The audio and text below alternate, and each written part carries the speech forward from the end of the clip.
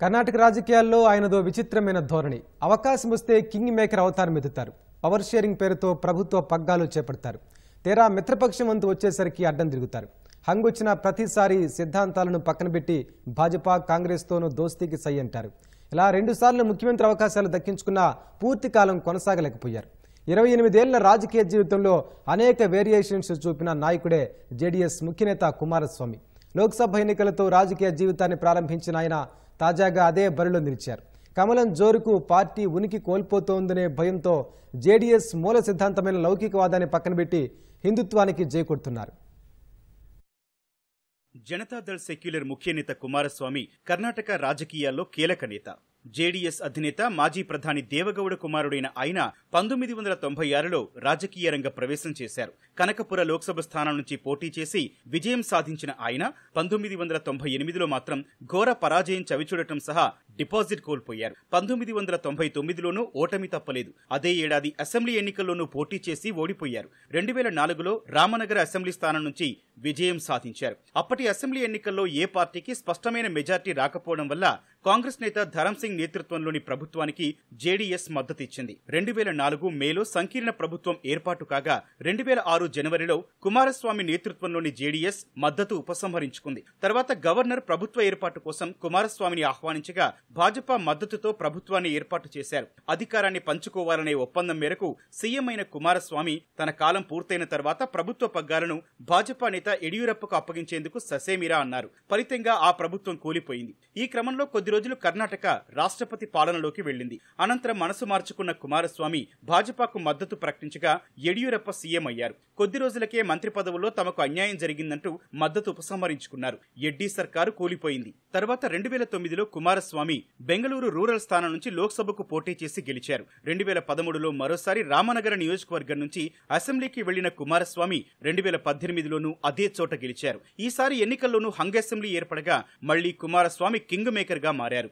ఎన్నికల అనంతర పొత్తులో భాగంగా కాంగ్రెస్ తో కలిసి ప్రభుత్వాన్ని ఏర్పాటు చేశారు. కానీ అది ఏడాదిన్నర కూడా నిలవలేదు. కాంగ్రెస్ కు చెందిన 13 మంది, జేడీఎస్ కు చెందిన 3, 2 స్వతంత్ర ఎమ్మెల్యేలు ప్రభుత్వానికి హ్యాండ్ ఇచ్చి భాజపాలో చేరారు. కుమారస్వామి సర్కారు కూలిపోయింది. తర్వాత భాజపా ప్రభుత్వాన్ని ఏర్పాటు చేసింది. 2023లో జరిగిన అసెంబ్లీ ఎన్నికల్లో కాంగ్రెస్ స్పష్టమైన మెజార్టీతో ప్రభుత్వాన్ని ఏర్పాటు చేయగా జేడీఎస్ 18 స్థానాల్లో గెలిచి మరోసారి 3వ స్థానానికి పరిమితమైంది. పార్టీ పరిస్థితి నానాటికి దిగజారుతోందని భావించిన కుమారస్వామి తాజా లోక్సభ ఎన్నికల్లో భాజపా పంచన చేరారు. మండ్యా నుంచి భాజపా జేడీఎస్ ఉమ్మడి అభ్యర్థిగా లోక్సభ బరిలో నిలిచారు.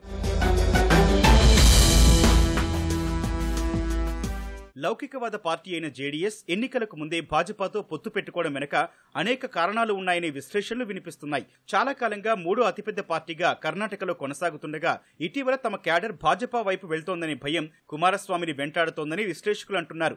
అందుకే లోక్సభ ఎన్నికల్లో భాజపాతో పొత్తు పెట్టుకున్నారనే వాదన వినిపిస్తున్నారు.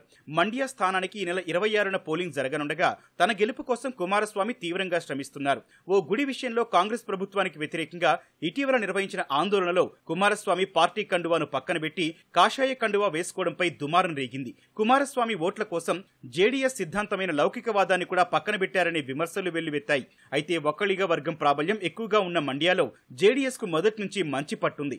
మండ్యా లోక్సభ నియోజకవర్గ పరిధిలో మెజార్టీ ఒక్కళిగ వర్గమే కాగా ప్రధాని మోదీ చరిష్మాతో వారు కొంతమేర భాజపా వైపు జరిగారని విశ్లేషకులు చెబుతున్నారు. 2018 అసెంబ్లీ ఎన్నికల్లో మండ్యా పరిధిలోని 7 అసెంబ్లీ స్థానాలను జేడీఎస్ దక్కించుకోగా 2023 ఎన్నికల్లో ఒక్కచోట మాత్రమే గెలిచింది. మిగతా 6 కాంగ్రెస్ గెలుచుకున్నప్పటికీ భాజపా ఓటు బ్యాంకు భారీగా పెరిగింది. ఈ క్రమంలో భాజపా వైపు మళ్లిన ఒక్కలిగలను తిరిగి తమ వైపు తిప్పుకునేందుకే కుమారస్వామి కాషాయ కండువా కప్పుకున్నారని అంటున్నారు. పార్టీ క్యాడర్ క్రమంగా భాజపా వైపు వెళ్తోందని అంచనాకొచ్చిన కుమారస్వామి పార్టీ ఉనికిని కాపాడుకునేందుకే భాజపాతో పొత్తు పెట్టుకున్నారనే వాదన కూడా వినిపిస్తోంది. ఈ క్రమంలోనే కుమారస్వామి హిందుత్వకు జై కొడుతున్నారని చెబుతున్నారు. భాజపాతో పొత్తు విషయంలో క్యాడర్లో ఎలాంటి గందరగోళానికి తావు లేకుండా కుమారస్వామి జాగ్రత్తలు తీసుకుంటున్నారు. దేశానికి మోదీ, మండ్యాకు కుమారస్వామి అనే నినాదంతో ప్రచారంలో ముందుకు సాగుతున్నారు. ఇదే సమయంలో కావేరీ జలాలను ఎన్నికల అస్త్రంగా మలుచుకున్నారు. కావేరీ జలాలను తమిళనాడుకు విడుదల చేయడానికి వ్యతిరేకంగా కాంగ్రెస్ ప్రభుత్వంపై విమర్శలు గుప్పిస్తున్నారు. మండ్యాలో ఎక్కువ మంది ఒక్కళిగలు రైతులే కాగా కావేరీ జలాల అంశాన్ని బలంగా ప్రజల్లోకి తీసుకెళ్తున్నారు. కావేరీ నీళ్లను తమిళనాడుకు విడుదల చేయడం వల్ల మండ్యాలోని చెరకు, వరి పంటలు ఎండిపోతున్నాయని ఆరోపిస్తున్నారు. ఒక్కళిగ వర్గానికే చెందిన జలవనరుల శాఖ మంత్రి డీకే శివకుమార్ ఈ ప్రాంత రైతులకు అన్యాయం చేస్తున్నారని విమర్శలు సంధిస్తున్నారు.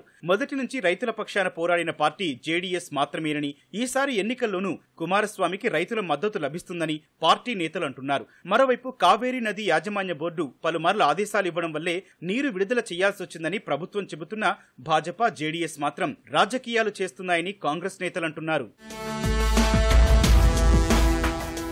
అటు మండ్యాలో కాంగ్రెస్ పార్టీ ఈసారి కొత్త అభ్యర్థిని బరిలోకి దించింది. సివిల్ కాంట్రాక్టర్, రియల్ ఎస్టేట్ వ్యాపారి అయిన వెంకటరమణ గౌడ్ అలియా స్టార్ చంద్రును కాంగ్రెస్ పోటీకి పెట్టగా ఆయన తన ఆస్తులు 254 కోట్లుగా అఫిడవిట్లో పేర్కొన్నారు. ఈ క్రమంలో కాంగ్రెస్ ధనబలంతో ఎన్నికల్లో గెలవాలని చూస్తోందంటూ జేడీఎస్ నేతలు విమర్శలెక్కు పెడుతున్నారు. అయితే కాంగ్రెస్ ప్రభుత్వం అమలు చేస్తున్న గ్యారంటీ పథకాలు ఎన్నికల్లో ఏ మేరకు ప్రభావం చూపుతాయనే ఆందోళన మాత్రం జేడీఎస్ నేతల్లో వ్యక్తమవుతోంది.